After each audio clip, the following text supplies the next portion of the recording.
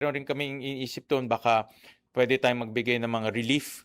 For example, sa SSS, sa GSIS, sa mga government financial institutions na magkaroon muna ng moratorium sa mga pagbabayad. No? So, yun yung mga iniisip namin components nitong Bayanihan 3. Sir, sa draft, magkano yung ayuda? More or less, depending sa scenario, more or less.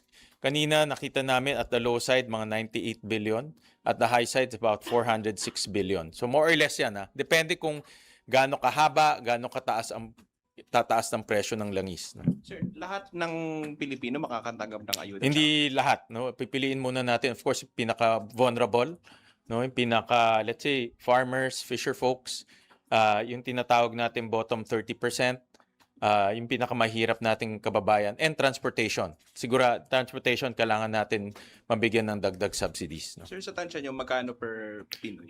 Hindi, depending sa income class niya, at depende rin, for example, kung minimum wage earner ka. Doon sa report natin, na yung preliminary report, depende sa situation, pero between 1.5 to about mga 3,000, 4,000 pesos.